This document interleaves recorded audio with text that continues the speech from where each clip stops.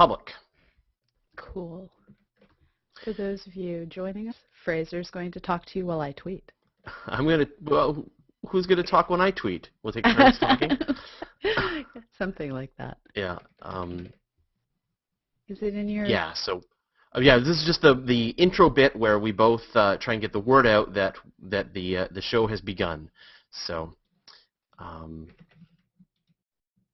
and there it is. Please bear with us while we tweet, while we share, while we embed, while we do all the crazy things we do while we're prepping shows. Yeah. And the complicated part now is there's actually a lot of people who are watching it on YouTube as well. Yeah, so we're trying to follow all of you no matter where you come to us from. Yeah. But it does make it a bit of a challenge. And for Astronomy Cast listeners who haven't been watching our hangouts over on CosmoQuest, where we do Wednesday night, Thursday morning, and Sunday night, depending on your time zone hangouts, we've been trying to deal with this for many of our different shows, but it's proving more challenging than we thought. It's exactly as challenging as I thought. Okay, I did not anticipate it. You clearly have forgotten about how much time you spend working with computers that misbehave. Okay, great. Yeah, so I've sent out the tweet, and so we are going to get rolling in just a second here. Sorry for no warning. I'm still coming back from vacation, figuring out how to exist in the human world again. I spent as much time as possible away from computers, which was good. I really needed it. And we do apologize for how long it's taken us to get back to recording. We had every intention in the world. Yeah. And Fraser now has the most well-traveled snowball mic that has not been used in foreign countries. It did get scratched up, though. I don't know if you can see. Really? It got torn up while I was, I don't know, putting it into a bag or something like that. Oh, man. But yeah, no. You know what? You get to this point where you're traveling and you just say, you know what, I just want to travel and just, taking care of the kids, traveling is enough work already. So I think we're gonna make it up. This is how vacations work in the technology age, which is that nobody does your work. You come back and it's all there waiting for you to catch it up. So we'll get cranking through all of the material. We've got great ideas for episodes coming up, and we should be caught up within a couple of weeks, and then back to the regular schedule, and then no one will ever even know that it happened. But I will have had a cool trip to Europe in the middle. So. Yeah, it is true. No good trip goes unpunished. Yeah, exactly. Especially for you, with the amount that you travel. Yeah, it has been getting better, though. So hopefully we'll be able to keep this up. And for those of you who don't know, we're hiring Nicole Gugliucci, a noisy astronomer, and she's going to be helping pick up some of the travel around here. So more people, more voices, less travel for Pamela, which means more Astronomy Cast. Yeah. That's so weird. People are saying my URL that I posted isn't working. Let me try again. Yeah, I'm having trouble with the URL I posted as well. That one seems to work. Okay. Mine is simply being slow. There it goes. Okay, so mine works, but the page takes forever to load. Oh, I forgot to share you on Google+. That was kind of lame. Okay.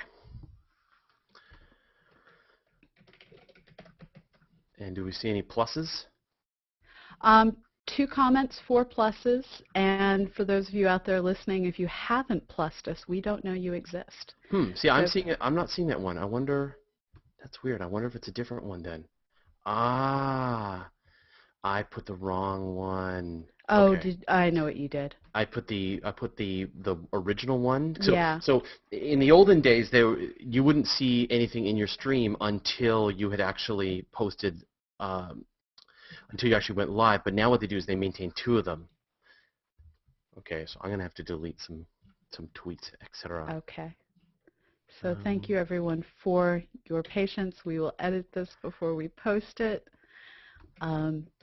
You will be getting an excellent show, we hope, on the Viking Landers. Yeah, the final version, yeah, it will be awesome. Yeah. Of course, now I guess we have to trim it. I guess this is a good reason to trim it after the fact, now that I was originally not so sure, but now I'm like, yeah, we should definitely trim it. Yeah, okay. that one will work.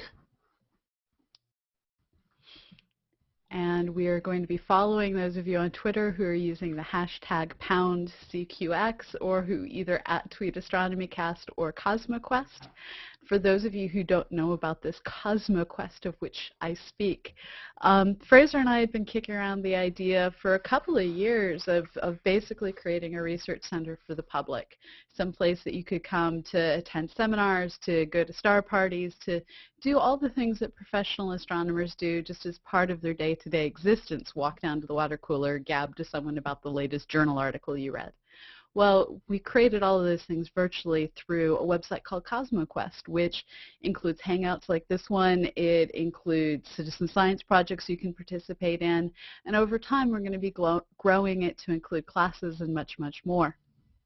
So we're working to disseminate information out through that site.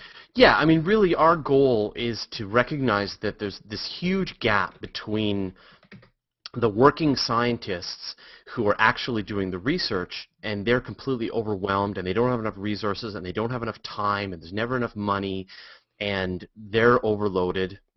And then the public, who actually knows a tremendous amount about space and astronomy and has a huge enthusiasm and interest in helping science get done. And there's this gap, there's this supply and demand on this wall in between. And it's our goal to kind of break down that wall and let the general public get involved as much as possible into the development of this science. And if what we have to do is teach people more about how about the science side of it and help raise their level of skill to the point that they can really provide value to the researchers. That's that's what we see as our role. So I think that's the future that we're going to try and help bring about. And as we sort of get a sense of how people are able to participate, and as science gets done, and as journal articles get published, and as people learn, then we'll know we're moving in the right direction. And right now is a great time to get involved. We're running what's called the Million Crater Challenge as part of Global Astronomy Month. We have a science project called Moon Mappers that is working to determine what is the most efficient way to map all the features on the moon. So we're pitting human skills against the skills of computer software. And with the Million Crater Challenge, we started on new moon, and we're asking you to illuminate our understanding of a million craters while the moon gets illuminated by the, or at least the part of the moon that we can see gets illuminated by the sun. And hopefully come full moon on May 5, we'll have completed that million craters. And there's prizes. I have to say there's prizes. How many craters are there on the moon? A lot.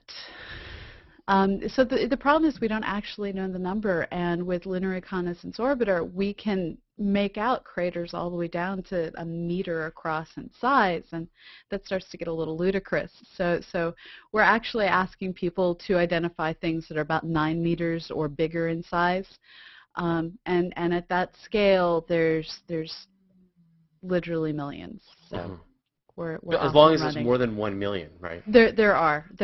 Yeah. And this is people identifying them, and we have to have people calibrate one another's results. So one crater detection actually takes 4 people marking it. So make 1 million marks, that's actually 250,000 craters. Okay, well, let's get rolling then, Okay. and then we'll see how much time we have. The next couple of weeks are going to be a little weird, I think, just because we're trying to catch up and trying to get through the backlog. So we'll probably have less time to interact with people, but we'll try and answer a few questions today if we have some time, but we'll probably try and keep it a little shorter and then spend that time in sort of catching up and so on. So just to warn you all in advance. All right, well, let's get rocking. So you're ready there? I'm ready on this end, and you ready to press record? Yeah. Gotta remember to do that. Okay. Okay, right, I'm ready. I'm pressing record. I have also pressed record. I forgot to switch it to mono. Sorry everyone. I do this about 1 in 4 times. I'm ready again. Okay. I'm pressing record, and it's recording in mono this time. Good, and I've also pressed record. So let's get rocking. Astronomy Cast, episode 258 from Monday, March 26, 2012. Viking Landers. Welcome to Astronomy Cast, our weekly facts-based journey through the cosmos, where we help you understand not only what we know, but how we know what we know. My name is Fraser Kane. I'm the publisher of Universe Today, and with me is Dr. Pamela Gay, a professor at Southern Illinois University, Edwardsville. Hey, Pamela, how you doing? I'm doing well. How are you doing, Fraser? Good. So I apologize to everyone for the big delay between this episode and the previous episodes, but we are backdating because I was away on a European trip with my family. So we had hoped to record a bunch of episodes in advance and ran out of time, and so that had to wait. But we're going to catch up really quickly and get back into our regular schedule as soon as possible. So look forward to more Astronomy Cast goodness shortly. Any other news on your behalf? You got a Um, million crater challenge going on, right? we have a million crater challenge going on. Fraser and I, as you may have heard, are part of a new project called CosmoQuest at cosmoquest.org. And this is a research facility for the public. And one of the science projects that we're encouraging you to help us with is a exploration of the moon where we're trying to figure out what is the most effective way to map the moon, pitting your skills against those of computer algorithms. And we're challenging you during the waxing period of the moon for this Global Astronomy Month in April to mark 1 million craters. So we launched it on Saturday. We're up over 50,000 craters already, but we've got a long way to go by that May 5th full moon. So join in, register for the site. If you don't register, your craters don't count. And there's prizes for people who hit the 100,000, 200,000, 300, and so on mark, and then 10 random people will also get prizes. And prizes range from Surly Amy pendants to posters to lunar lithographs. So get involved, help us accomplish science, and maybe get a warm fuzzy. When my researchers do good work for me, I feed them donuts. Shipping donuts doesn't work so well. We'll ship you lithographs instead. Right. But the key is for science. It's all for science. Yeah. This is real science. This is not just some fake make-work project. You will be doing actual science to identify craters. We've already published our first initial results. So it's a matter of let's just keep going. Let's discover as much as we can. All right, so last week we talked about the orbiter portion of the Viking missions, but that was only half the adventure. Each Viking spacecraft carried a lander as well, which touched down on the surface of Mars, searching for evidence of past and current life. And what they discovered then is still up for debate now. And what's really great about this episode, I think, is that there's been a lot of recent controversy. Oh, there's already been lots of controversy, but now there's been even more recent controversy about the Viking missions, about whether or not they discovered life. So this one is really, truly is ripped from the headlines. It's actually kind of a good thing that you went on vacation when you did, because if you know. hadn't, our entire podcast would have been entirely different, and that would have just been embarrassing. I know, and then right after there would have been some really interesting stories. So let's, before we kind of explain everything, why don't we go back then and talk about it. So what was the last week we talked about how the Viking missions had this orbiter portion that circled around and made some amazing discoveries and contributions about identifying landforms that looked something like water was active in the past. But the coolest part really was these landers that dropped to the surface of the planet. And so how did that whole part of the mission work? Well, it's a lot like you say. They had landers, they dropped them, they had parachutes, they had retro rockets. And it was kind of neat because they looked a bit like beetles or turtles with their legs tucked in.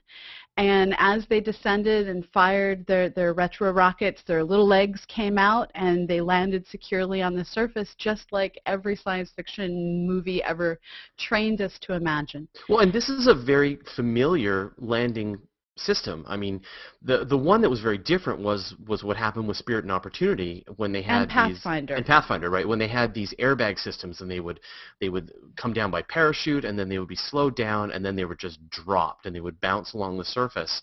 But the Viking one is very similar to what we saw with like the Polar Lander, where you had this, like, it actually gently touched down on the surface of the planet. And it's a matter of difference in weight, which costs money, difference in, what's required in order for the mission to succeed. Pathfinder was basically the size of a Tonka toy you might give your 2-year-old to play with. It was a robust little rover, and dropping it and letting it bounce, it was fine with that. The Viking experiments, however, they had to have a correct orientation. They had a lot of delicate experiments on board, and they just weren't ready to be dropped. And they also weighed more. I mean, at the end of the day, while you don't fall faster when you weigh more. You do have a whole lot more energy that you impact the surface with when that 1/2 mv squared hits the surface of the planet. And with the parachutes and the retro rockets, they were able to dump that energy into friction, get rid of that energy by expending the retro rocket fuel, and it just led to a safer landing for these heavyweight and very delicate instruments. And both landed successfully. Both totally landed successfully. Yeah.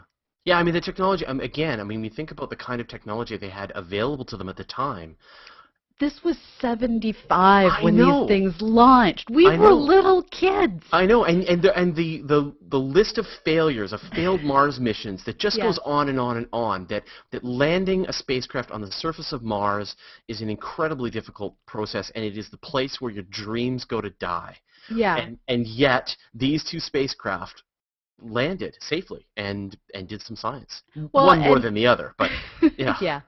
Well, and what was amazing is, like, Viking 1 refused to die. Yeah. It was the little mission that, kind of like Spirit and Opportunity, just kept going and going. Digging and digging. And, yeah, so for 6 years and 116 days, this spacecraft sat on the surface, digging, looking up, watching the weather, just being a happy little robot, taking scientific readings. And I'm sure there were a lot of scientists that were frustrated that it didn't have more data that it could take, because it only carried so many.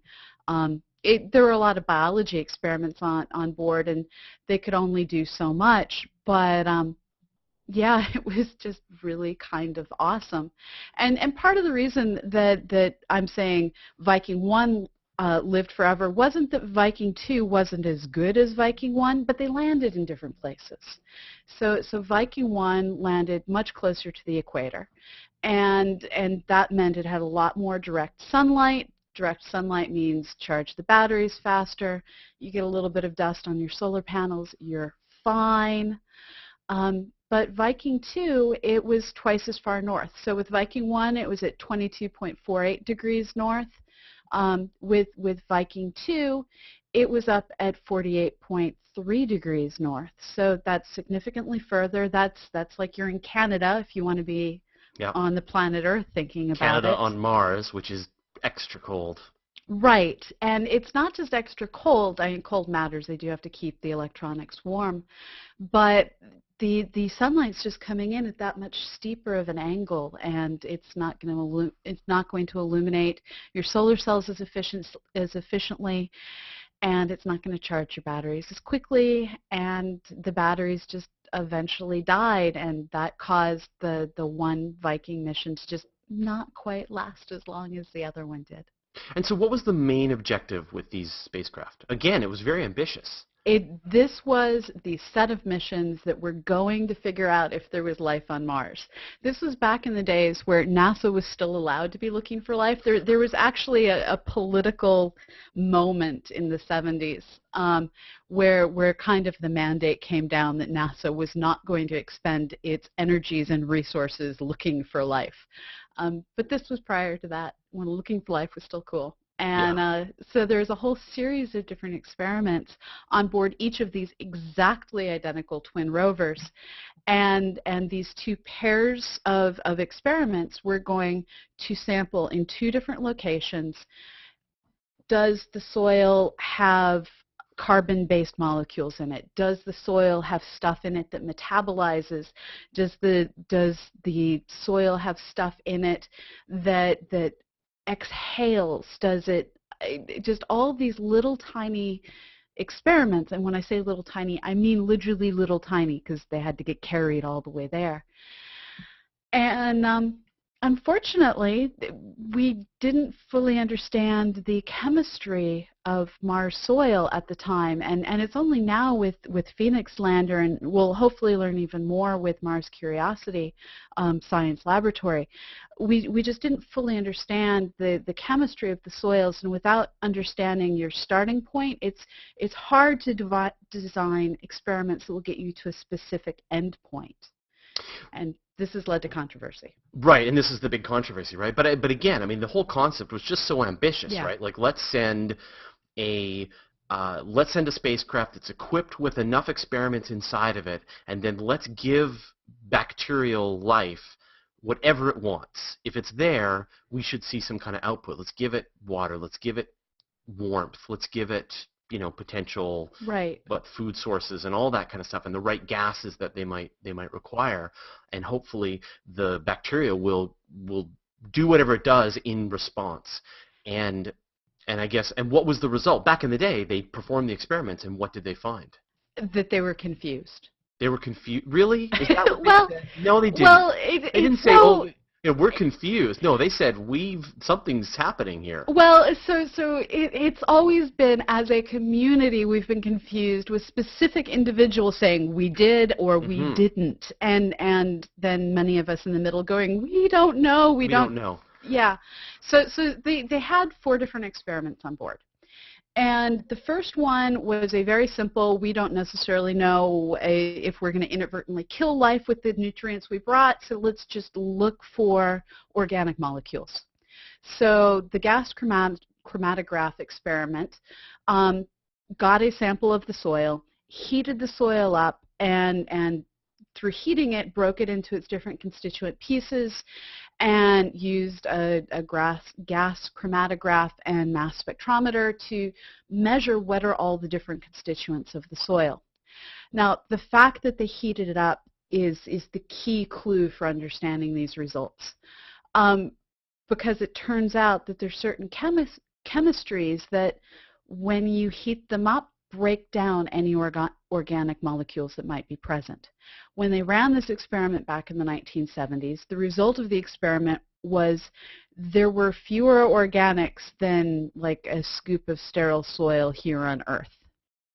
And that was sort of a no life on Mars result, but it turns out there was a chemical present in Mars soil, perchlorate. And this particular chemical, when heated and mixed with organics, breaks down all of the organics. So even if there had been organics in the soils, this particular experiment turned out to be precisely designed to destroy them. So that's a null result. The perchlorate is not good to life, right? No. Well, it just breaks down. It's a dissolvent, essentially, for organic molecules.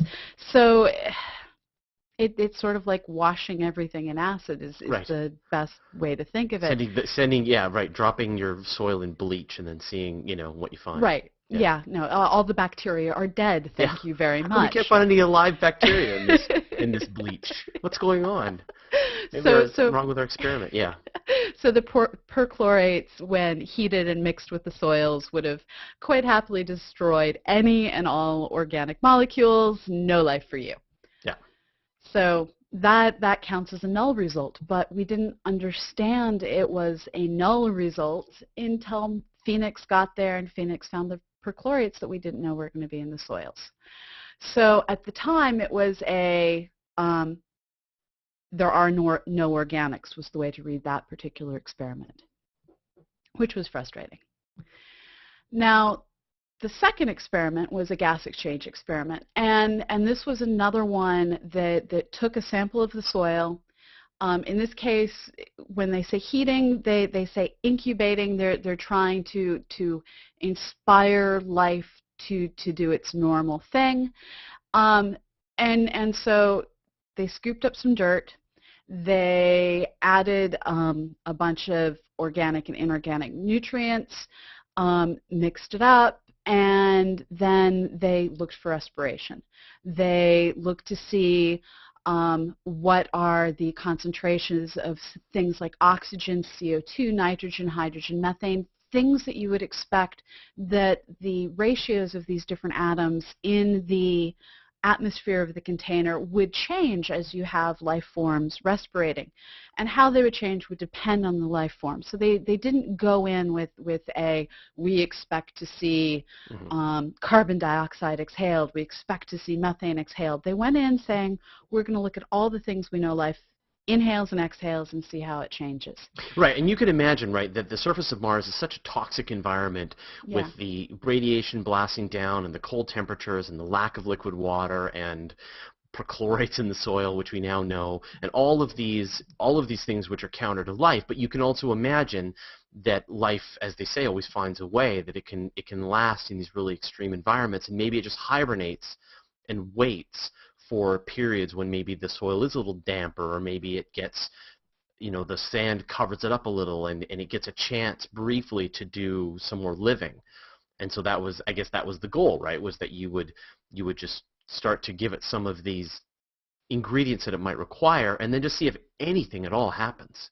Yeah, and we know that there's examples here on Earth where there's various bacteria, there's various parasites, there's various fungi spores that when the conditions get too dry, they just basically ball up into these inert balls.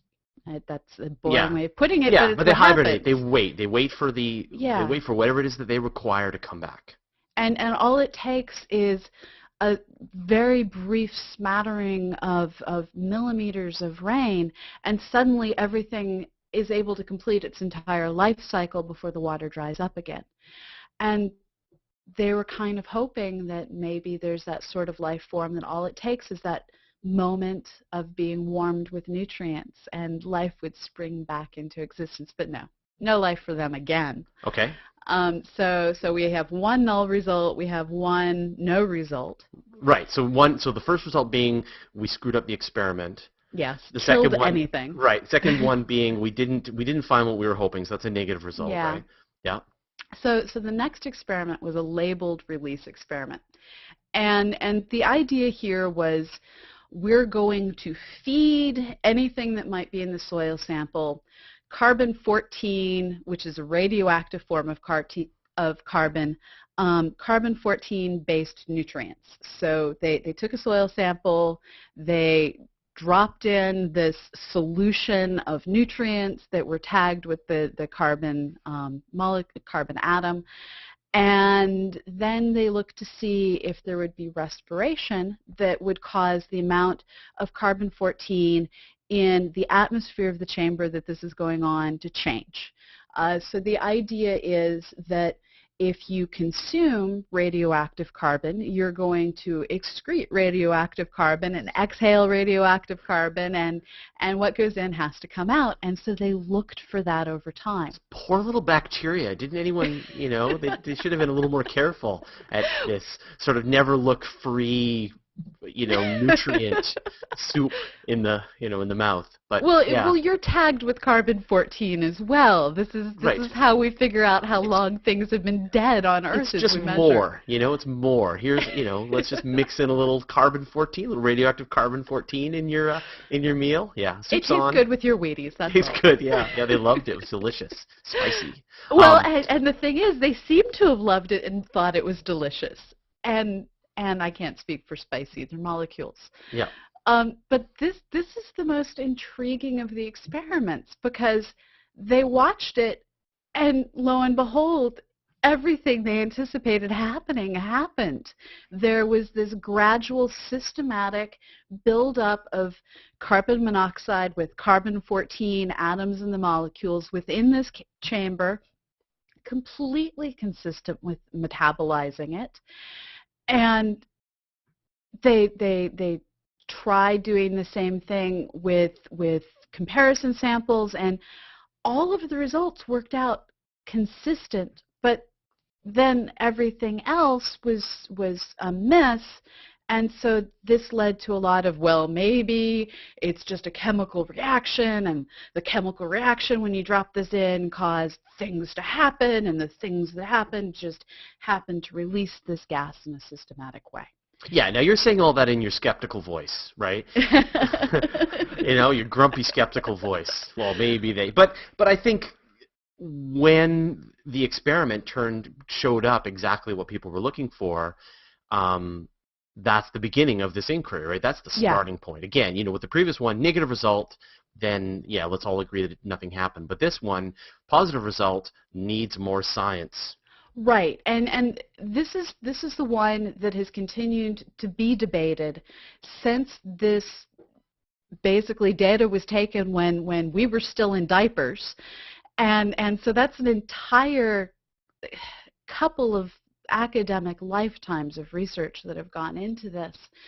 And when we do find life, it's not if we're going to find life, it's when we do find life. It's going to take extraordinary evidence for people to believe it unless it walks up to us and pokes us in the face. Pleased to meet you. Have some right. radioactive soup. Yes, when they start feeding us carbon-14, right, exactly. we'll believe it. Yeah, exactly. Wait a minute. This has a lot of carbon-14 in it. No, it doesn't, Earthling. Yeah, but right. So this is the one that's been debated back and forth for years and years and years, and but you said there were 4 experiments, or do you want to talk about? Well, so the 4th experiment, it's another one of those. Okay.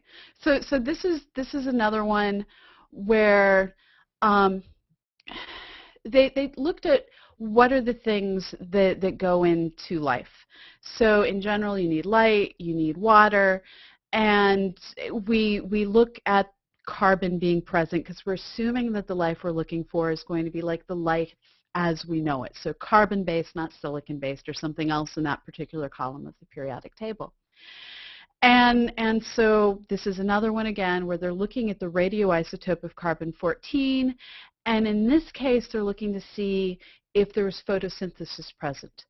So again, take everything, and here they were mean. They gathered everything together and they baked it until all of the gases were removed. And then they collected everything and looked to see if the carbon-14 in the atmosphere of the container had been converted into a biomass. So basically, once you bake all the gases out, has the carbon in the atmosphere been respirated into stuff? So think here on Earth of carbon fixation that happens in plants that convert atmospheric carbon into part of the tree. And so when they looked at this one, it was one of these things where it was actually a completely inconclusive result. They looked at it, they considered the chemistry that had happened, and it just didn't match anything. So this is the one that gets talked about last, because chemistry, as we anticipated, didn't quite happen on Mars.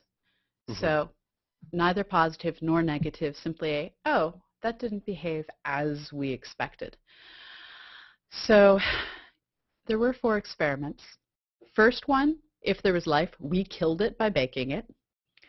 Second one, no evidence whatsoever. Third one, total evidence. Fourth one, that didn't work as we expected. Right. So 4 experiments, 2 spacecraft, confusing results. A lot of people sitting back going, this isn't sufficient evidence to say there is life. This is sufficient evidence to want to go dig more. Right. And with the funding structure the way it's been, this has become justification to go look for water. And with Mars Science Laboratory Curiosity, we're not necessarily going to be doing life-specific experiments, but we are going to be continuing to look for the chemistries required for life. Now, doesn't that decision strike you as kind of weird?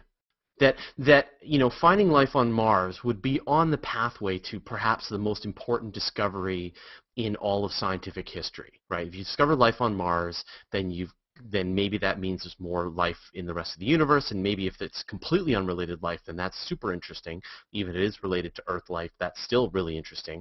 You have and so you get an inconclusive result, but a very interesting result. I think any scientist's first experiment is run the experiment again. Let's fix all of the mistakes that we made and let's run that experiment again. Let's get another, we've already got a mission, we've already got a blueprint on how to build it. Let's just send another couple with some fixes to sort of, catch the mistakes or the misunderstandings we made the first time, and let's get to the bottom of this. But instead, NASA went in a completely opposite direction. They went, no, you know what? Too weird, too hard.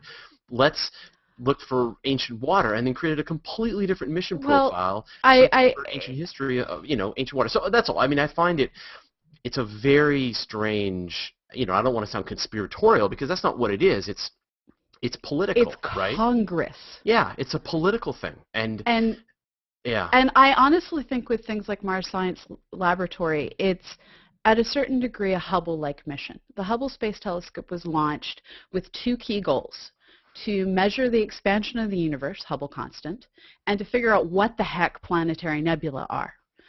And look at everything Hmm. else it's been able to do. Yeah. It's a beautifully built, diverse mission that was funded and launched with a very focused science goal. And Mars Science Laboratory isn't quite that focused. It is a kitchen sink mission. It has a ton of different experiments on it. And its goal is to study the chemistry of Mars, because you can't say it's going to study the biology of Mars, because there's lots of people out there who think that looking for life is dumb and a waste of resources and a waste of money. But at a certain level, astronomy is physics, which is mathematics. Chemistry is quantum mechanics, which is physics, which is mathematics. Biology is chemistry, which is physics, which is mathematics. And so when we say we're launching Mars Science Laboratory to study the chemistry of Mars, there's a lot of potential to do a Yes. lot of off-label Yes. usages. Yeah, exactly. And if you ask a scientist working on that, like, are you guys looking for life? They're like, no. But No. Yes. but wink, no, we're not looking for life. But that is such a sophisticated rover with all kinds of amazing scientific instruments on it, and the ability to go wherever they want with power to run for a very long time. Yeah.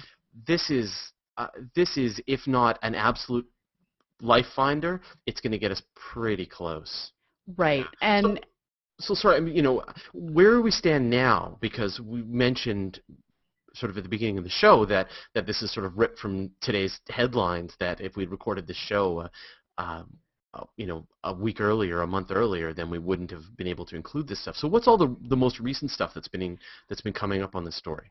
so that labeled release experiment, there have been communities within the astronomy and astrobiology and planetary science community who've been trying to say, no, no, no, all of that observed metabolism, that was clearly just a chemical reaction. And so they've been trying to model what sorts of chemical reactions can produce the carbon-14 release that was observed over time within these chambers. And they've gotten so that they can figure out how you'd get it released. But people who have recently done what's called a complexity analysis of the data, this is where you look to see if we look at all the fine variables, if we look to see over time, do the ways in which we observe in the laboratory these possible chemical reactions, do they actually match the systematic results we saw or not? What we find is the amount of randomness inherent in the carbon release within the laboratory experiments is a much greater amount of randomness than the systematic release that appears to replicate what we see with metabolism. So you can sort of imagine you take an inert bacterium, get it all happy and respirating, and it's just going to start breathing, and it's going to keep breathing, and it's going to do this in a systematic way. But if you've ever done the Alka-Seltzer and vinegar experiment or Mentos and Coca-Cola experiment, you drop it in, massive reaction that then tapers off over time. And it varies every time depending on how things get dropped in. But that little bacteria, it's just going to breathe. And so what was observed matches the respirating bacteria much more than it matches the random chaos inherent in a chemical reaction that's allowed to just do its happy chemical reaction thing. But does it not necessarily match a starving bacteria that hasn't seen food for 74 million years and is just trying to gobble up as much as it can before the No, it inevitable... does match the bacteria is the thing. It doesn't match. It doesn't match the chaos of a chemical reaction. Right. So complexity analysis is now pointing to this according to one community within the planetary science, astrobiology, astronomy community, Yeah. according to this one group of researchers, this was evidence for life that we've simply been in denial over for the course of most of my life and yours. But again, you get to the bottom of it, and you have two groups essentially saying, slam dunk, it's life. Yeah. But it doesn't matter, right? Like, here we are, slam dunk, it's life, or is it, until the next research paper comes out. And the reality is, just because we don't have this ability to go and just check the soil again Yeah. in a comprehensive way, we can't get any further than this. We're pretty sure it's probably life based on this 35-year-old research. This data that was gathered is sitting in a computer tape somewhere. That's all they got, and that it's the need for the ongoing discovery and exploration to send those kinds of experiments back to the surface of Mars and keep looking. And I really hope that they don't send human beings to Mars until they figure this out. Because imagine the person who, without thinking, wipes their nose on their hand, grabs their spacesuit, gets bacteria from the nose on the outside of their spacesuit, climbs into their spacesuit, and then gets snot bacteria all over the surface of Mars. We don't want to go to Mars as plague carriers. Yeah, and I know that in some people have been proposing just recently much tougher, more stringent measures on avoiding this biological contamination. Right. And while we'd like to think that most of the viruses and bacteria and prions and everything else on Earth would happily die, or unhappily die, as the case may be on Mars. That's what I was thinking. Like, where am I now? This is awful. What is this place? but the reality is, we have extremophiles on our planet that could probably make it quite easily once they got a foot or so beneath the surface of the planet. Yeah. And so we really do need to be careful not to be plague carriers on other planets. Yeah, absolutely. Well, I think that wraps up this episode of Astronomy Cast with the Viking Landers. So thank you very much, Pamela. It's great to be back and recording again. And thanks to everybody who had some patience. We will be back up to speed shortly, and we'll see you all next week. It's great talking to you. Save. Okay, everyone, we're going to ignore you for a few minutes while we save and quit GarageBand.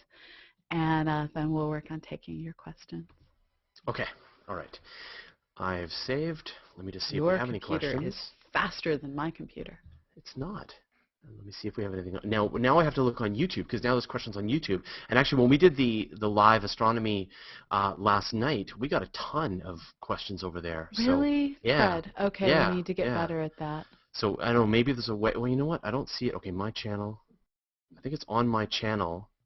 1 second, and I'll give you... And now I'm seeing myself. Mute. Yeah, I am. I paused myself.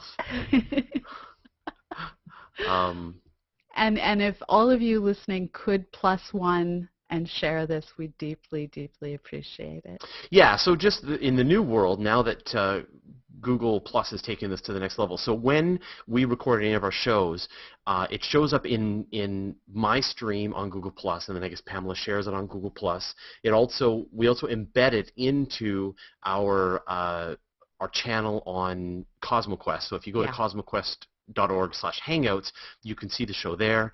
Furthermore, it's now posted live on YouTube on my channel, the Universe Today channel on YouTube.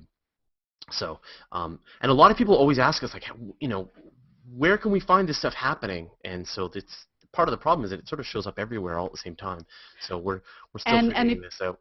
If you want to keep track week to week of what we're doing, go to CosmoQuest, register for account, and within your profile, there's 2 checkboxes. One is to sign up for the newsletter, and the other is to sign up for the alerts, which we haven't started sending yet. Yeah. But we did send our first newsletter out yesterday, and this is your way of getting in your inbox all of a week's given events. And so the goal is, we'll see how far we want to take this, but the goal will be eventually that maybe we can send out a notification. If you want to know that we're about to record Astronomy Cast, you'll get an email from us saying we're going to record Astronomy Cast in the next 10 minutes or whatever, Right. I think is sort of one of the ideas.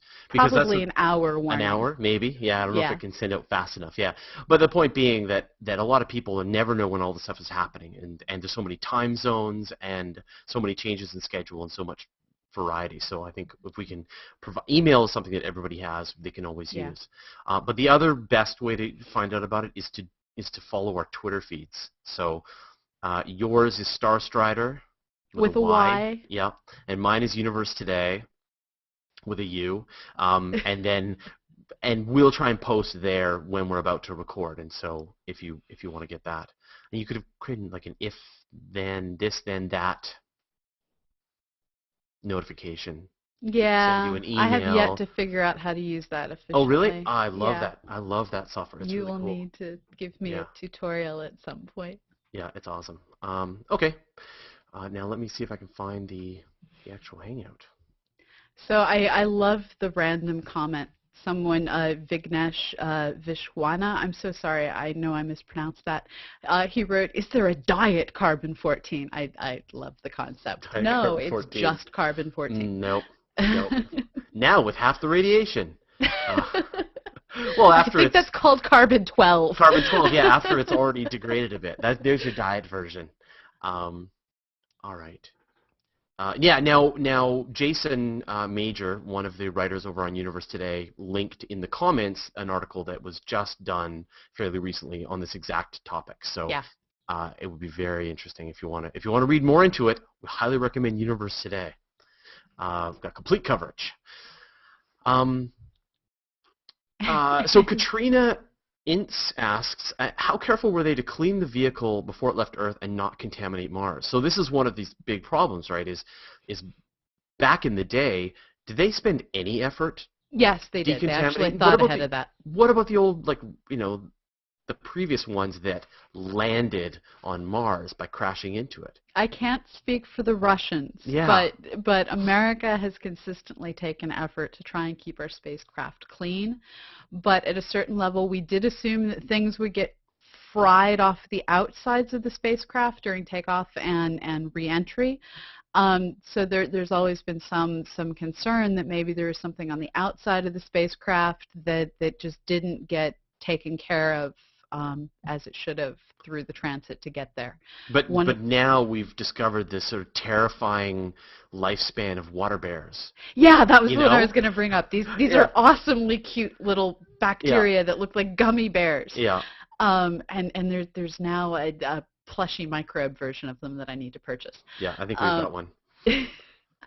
But these things have gone up on the heat shields of spacecraft and quite happily came down and drop them in water and they quite happily live. These are things that won't die. Yeah. Yeah, the life is a lot tougher than anyone suspected. And this is what I was mentioning in the episode itself, that now sort of the new constraints on how powerful and how survivable life is starting to really define their decontamination procedures for future spacecraft. But a lot of the damage is kind of already done. Yeah. There are so your worst case apocalypse scenario has already happened, which is that if spacecraft which haven't been too carefully decontaminated have landed on the surface of Mars and invaded. Yeah, there is the legitimate concern that we have launched to Mars some sort of microbe or bacterium that here on Earth is slow to multiply, easily controlled. It got there and it quite happily got into the briny water system and destroyed life. Yeah. Think of like starlings here in North America.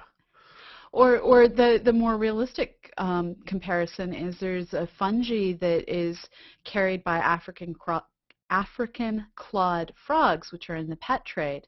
And the African clawed frogs are quite happy to live with this fungi. They have naturally born chemicals to deal with it. And because people are dumb, some of these frogs have escaped and been let into the ecosystems of South America, where they are causing mass extinctions of all manner of amphibians, frogs, salamanders, the whole 9 yards, because the South American critters just don't have the immunity to it. So I've got a question here from YouTube, which I've finally been able to find. Traniker says, could the spacecraft be contaminated during takeoff in the atmosphere. So you could go and put all of your effort into decontaminating it here on Earth, and then it makes it up into space, and passing through the atmosphere, a bunch more bacteria in the atmosphere gloms onto it, and boom, you've got the same problem. How could you Well, decontaminate it so again? so the idea here is the Delta rockets and the Atlases and all of the and space shuttle when we were using the space shuttle, they all encase the spacecraft within nice happy shells, and then it's once it gets to orbit that opens up. That's where failures tend to happen with Soviet craft or Russian crafts lately, but they open up, release the spacecraft, and so as long as they are safely enshrouded during the takeoff part, they don't actually get exposed to the atmosphere at all.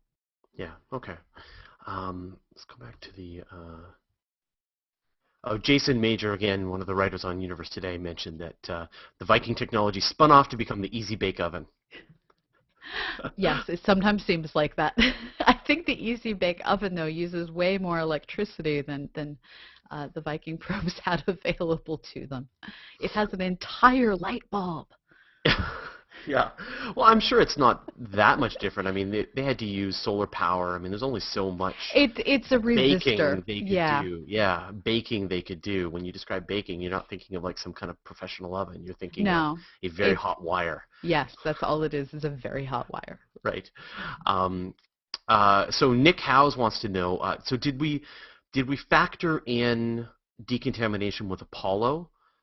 Was there, any care taken to make sure that we didn't infect the moon? I don't know. I don't think so.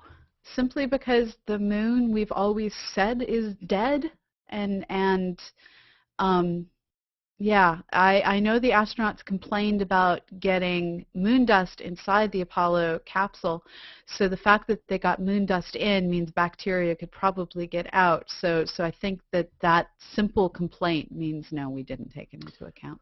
Oh, Detlef is mentioning in the comments that the landers didn't have solar panels. Were they radioactive? Oh, were they radioisotope? Yeah, they're radioisotope. Oops, sorry about that. Sorry. So yeah, so again, it's not about the latitude isn't going to matter for the amount of energy that they're getting, but just the horrible temperature extremes going day to night. Yeah.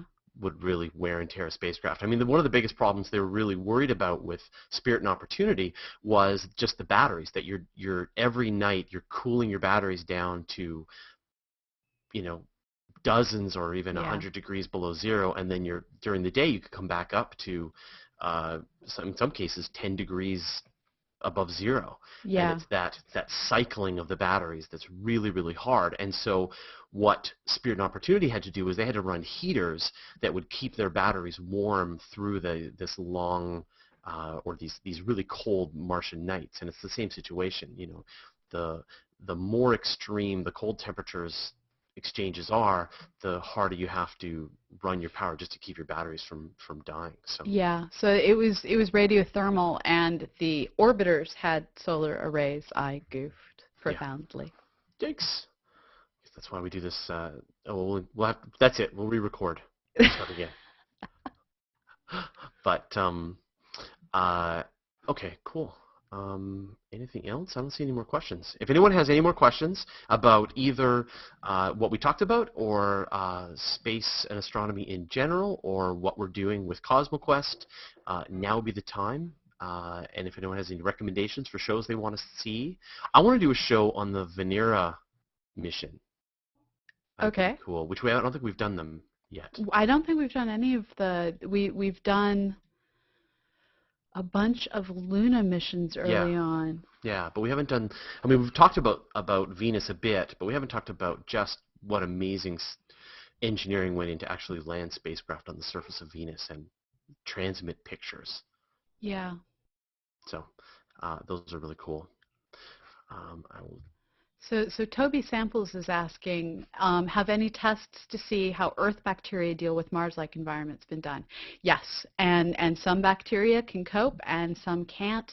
And what I think is particularly neat is people who are trying to figure out how to get more advanced life forms like grasses, for instance, to be able to survive in the low pressure environments, to potentially set up a ecosystem based on converting the carbon-rich atmosphere into oxygen, or carbon dioxide-rich atmosphere into an oxygen atmosphere. Yeah, and this is part of that problem where, I mean, they always say, like, in every square meter of soil there are thousands of undiscovered kinds of bacteria. And Yeah, so, if you want to discover new forms of life, all you have to do is just dig in your backyard, and you will find bacteria with new capabilities and characteristics that no one has ever seen before. right. And so we just have no idea. And once you have no idea, but almost infinite potential, then things get interesting, and that's where you never know what's going to happen if you take all the soil and or the stuff in the atmosphere, or the stuff that's on your fingers, or who knows, and you put it over to Mars. Most of it will die a horrible death. Some of it But survive, or at least go into yeah, hibernation, and others might actually be able to thrive in that environment. yeah, there's so many different invasive species that we deal with just on the planet Earth, and admittedly, climate doesn't vary that much here, but yeah, there's lots of things Yeah. to worry about. And so Nick House is noting that Mars 1 and 3 probably seeded life, Yeah, if this is a real issue, because in the 1960s and 70s the Russians probably didn't have the clean room tech that we have now. So that's a really no. good point. And those landed on the surface of Mars. And For broad definitions of landed. yeah, yeah, exactly. So I think that is kind of already out of the bag. That cat is already out. That that horse is already out of the stable. Yeah. Uh, And Nick Howes is also asking, do we need a champion like Sagan was with Viking to make a major mission, e.g. a human mission, really happen, or will politics always be a factor with that decision? This is a very complicated question, and one of the things that many people have been noting is no one's really stepped in to fill Carl Sagan's shoes. We don't have that academic. I'm trying. I'm young. We don't have that academic full professor out there who's both a researcher and a advocate of science who's been able to make that transition. Brian Greene, sort of, but he's string theory, string theory, string theory. Neil deGrasse Tyson. Neil deGrasse Tyson's not an academic. He's a trained PhD scientist. He runs a planetarium, and he's not still actively doing research. Right. And so you see there are all of these people who've left research to pursue full-time communicating science. And there's just not that many people who are insane enough to try and maintain research while also maintaining communications. And I'm trying, and I'm hoping to succeed. And Nicole Gugliucci, who's behind me age-wise, I'm hoping that she'll also be able to do it, and that by working together we'll both be able to pull it off. But you need that still doing research person to get the respect of the academic community. And you need that avid communicator who's willing to communicate to the people in the media of their choice, which includes social media today. And it's a complicated balancing act. And it's sort of like good people don't go into politics anymore because they don't want the background check. Well, nowadays, good people aren't trying to do both because the complexities of succeeding in academics in the extraordinarily limited funding environment we're in are just much harder than what Carl Sagan's period was dealing with in the post-Sputnik era. Yeah, Steve Squires from Cornell. He's an excellent example He's a of pretty good someone example. yeah. And then you got Seth Shostak, right? He's not so much an academic anymore, Yeah. but is a great publicizer. So, and is still doing research through the SETI Institute. So I think there's room for new ways that this can work. Yeah. And I think that's one of the really exciting things about the internet as well, is that we're starting to break down a lot of these walls and these sort of assumptions on what great communicators are gonna look like. And I think and there are lots of great scientists out there doing great communications. Alex Filippenko is out there. It's just a matter of that person who's both pulling off hosting a television show, writing the books on one hand, and then doing the research, sitting on the committees, writing the white papers. That's 2 entire lives being lived simultaneously. And we don't have secretaries anymore. Yeah, Carl Sagan was a very special guy. Yeah. I mean, he was able to uh, do the science and think at a level scientifically and think about the ways to the experiments and the research that he wanted to do, but also did just a fantastic job of communicating. And I think those are pretty big shoes to fill for anybody. And So I think, it yeah, requires a level of uh, personal organization that I think has been the thing that holds a lot of us back. Um, it, there's just certain people whose lives you look at. Chandrasekhar is another example. He wasn't a public communicator of science, but he was someone who ran a journal, established a research institute, did amazing publications, and taught.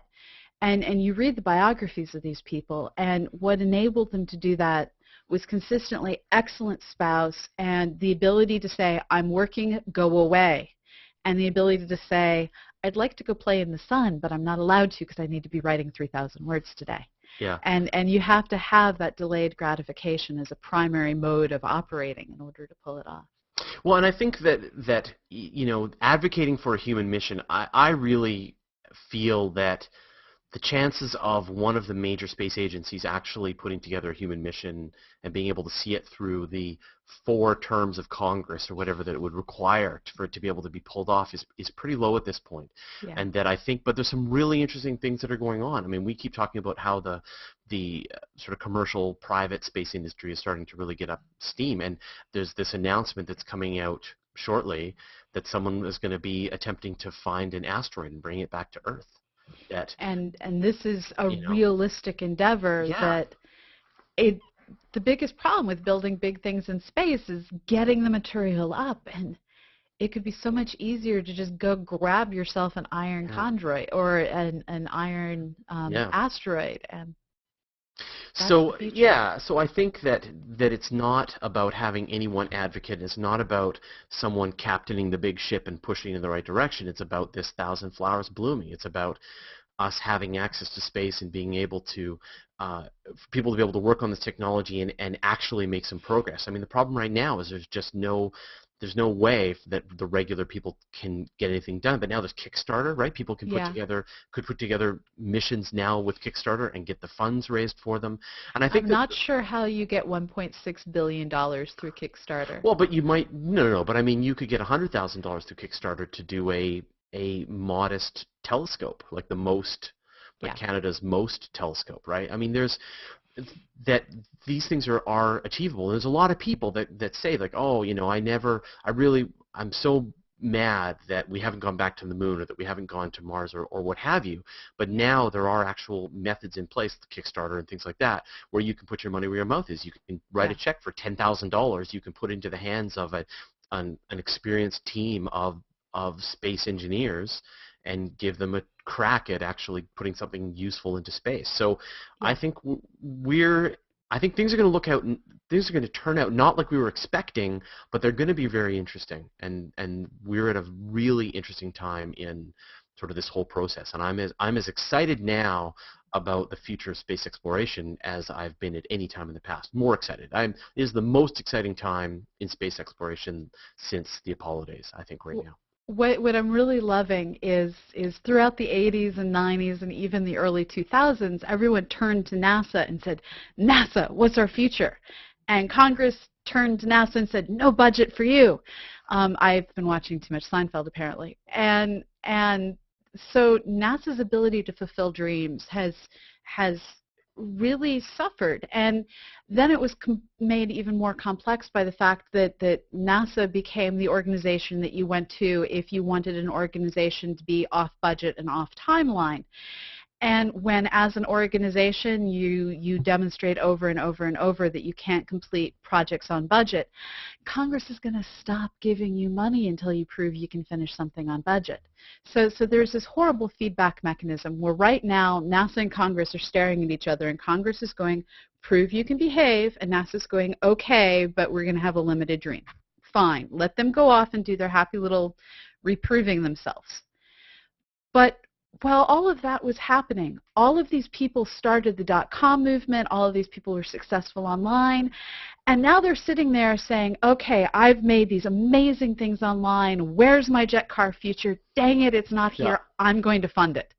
And so you have these folks starting organizations like Virgin Galactic and SpaceX and X-Corps and Blue Origins Yeah. who are coming at it from having made their money, and now they're like, there's a problem, I'm just going to spend the money needed to solve the problem. Yeah.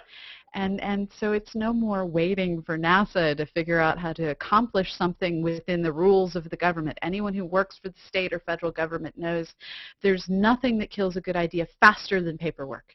Yeah. And all of these entrepreneurs are innovating space.